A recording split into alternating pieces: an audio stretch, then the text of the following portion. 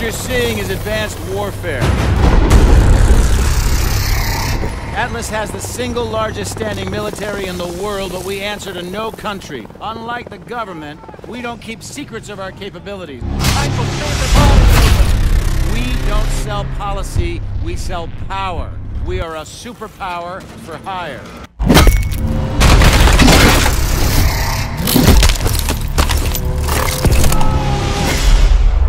Call of Duty is a juggernaut.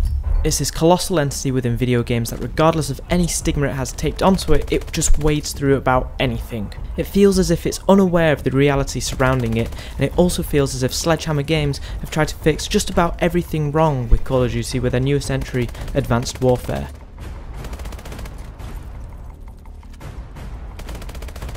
Taking place in 2054, the story revolves around Mitchell, a soldier given a second chance by Jonathan Irons, the leader of a giant PMC, Atlas. After joining Atlas, things start to get hairy with terrorists and some likely twists. The standout in the story here is obviously the Uncanny Valley, occupied by one Kevin Spacey. He plays Irons and adds in this whole new level into what's essentially a standard affair of PMCs getting too big for their boots. Atlas is an internationally registered private company. We don't need Congress. Gentlemen, are we operational? We're at the ready, sir. You're the trigger. I want your team on the ground in 6 hours. On whose authority? On my authority! It's bizarre not only to see a major actor in a video game, but to do so without hamming it up or putting in no effort. While he certainly steals the spotlight, it's nice to see a character not overused or underused, a la Kiefer Sutherland in Metal Gear Solid Ground Zeroes. Irons takes on a much more prominent role as the story progresses, but there's never a moment where it feels like they're shoving the fact that they got Kevin goddamn Spacey in their video game that's literally about shooting dudes. As I've just said, the story is this typical sort of thing and you can see right through some particular moments, but it brings the bombast and does it in such a way that isn't eye-rolling. I never found myself bored or tired of plane crashes, explosions and destruction. I never paused during a story sequence to go to the toilet. It flows real well and only ever falls into a pothole for one very brief moment and swiftly moves on with itself. In particular, there's one character, Alona, who is dealt with perfectly. She's never flirtatious, no romance or hints of romance ever occur. She's treated in the exact same way that every other character is. Alona is done so well that it's an absolute shame she's the only woman character in the game that fights or has a major part in the story. I think you are whatever I tell you to be. But you're not here for the story, are you? You're here to hear how it plays. Well, Sledgehammer Games have taken that trademark fast-paced frantic shooting you're already acquainted with and slapped on the future. The big thing Advanced Warfare brings to the table is the exosuit, something that allows you to boost high in the air, pull up a personal shield, or zip across areas of great distance.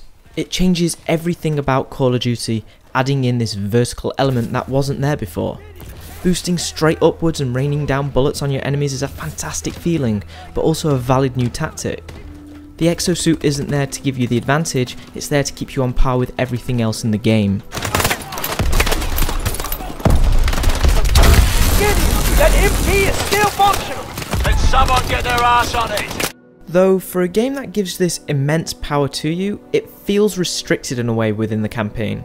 Not every ability is given to you for each mission, and going from one mission where you're high in the sky to having to be completely grounded is really jarring at times. But with this comes level design, which is thoroughly put together to match what abilities you have at that mission. There's no real standout mission in Advanced Warfare though, unlike previous entries. It's particular sequences that the game takes you through that are the standouts. A high-speed boat chase and leaping across traffic to retrieve a hostage are just to name two. One mission that does stand out isn't because it's good, but for being really awkward. It's a stealth mission that's actually a stealth mission. You have indicators to show you how aware people are, hiding in bushes and zipping across rooftops to escape being noticed. It's just that it's one of those stealth missions, the type that the game hasn't really been set up for, but manages to cobble together something. I'm not saying it's awkward because it's a diversion from shooting the many men and boggling action, I'm saying it's awkward because of how it plays. It's trial and error at its worst. You're expected to get it right in one fell swoop, and I guess once I had it nailed down it went smoothly, but getting there was laborious. I actually finished the mandatory stealth section by just flinging Mitchell into the next objective marker. Advanced Warfare's campaign is exhilarating, but it doesn't radically change the Call of Duty you know. You're still going to do that follow the pit marker, the guided stealth mission, and see those scripted events happen in slow motion. But what Advanced Warfare does is that it takes the usual mission tropes and adds in that futuristic twist. One of these twists is a sniping sequence that never actually involves picking up a sniper rifle. To do said sniping, you're given a drone that circles around the building and does the sniping for you. It's a small change, but it's welcome entirely. Not seeing the animation or having to aim down a sniper rifle and instead use a radical future toy is kind of the changes that Advanced Warfare offers. It's incremental from an outside perspective, but from the deepest cause, Sledgehammer is doing exactly what Call of Duty needed. Advancement.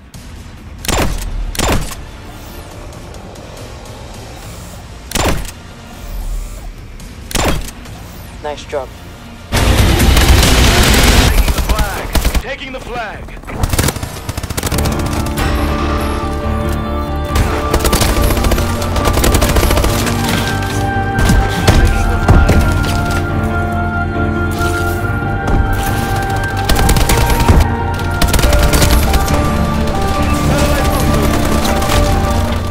This continues into the multiplayer, and while it's the same rapid anger-inducing action as before, all the new things added into Advanced Warfare make it feel oddly fresh.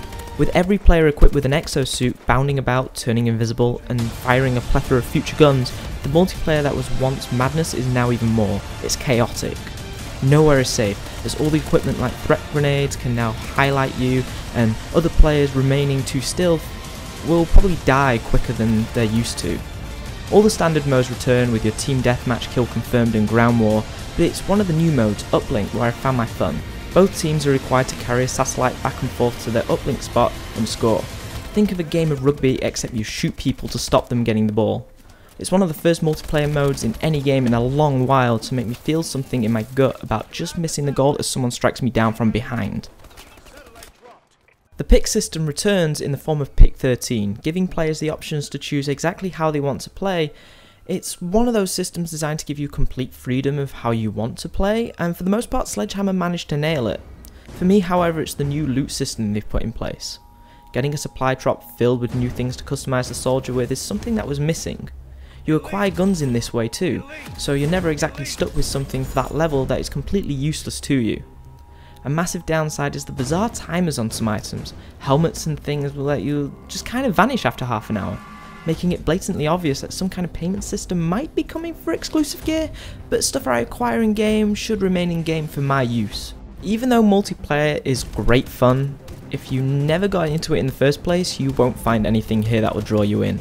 With all the new toys for people to play with, it just makes the competitive side of Call of Duty even harder to get into, as more players who buy in every year for their next chance of leveling probably didn't need much time to get adjusted. If you're not competitive, however, there's Exo Survival, replacing zombies until the downloadable content hits, which will stand side by side. You and the other players must face a wave of enemies as far as you can get before wiping out. At first it was exciting, but being limited to a number of weapons and having a specific role to play that I'd chosen was real good. But as time wore on, I realised there wasn't anything as thrilling or weird happening as in the zombies mode, and I found myself quitting out more often than not. It would have been nice that when I upgrade my weapons that the weapons actually change or have exclusive variations on those weapons in that mode. Exo Survival is real good fun with the people you know, but it meanders around in the middle of how entertaining it is. It ramps up either too slowly or too quickly, and everything it offers is just more of the same thing.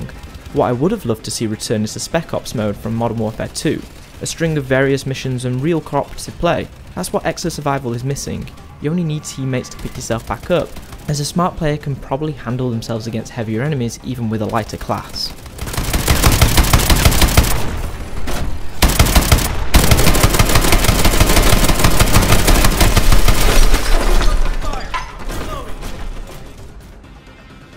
There's only one question that remains though. Where does Call of Duty go next? Advanced Warfare might have revitalised the series, but if other games in the future don't include ways to one-up the mobility and new skills that I've acquired in this game, I doubt I'll take any interest. It's maybe a whole thing for another time, but it might be time for the teams at Activision to stop seemingly competing with each other over who can do what better and find some common ground. As great as everything is in Advanced Warfare, it's going to be real weird to leave all those advancements behind in the next game. Bravo, output just spiked. We're almost there!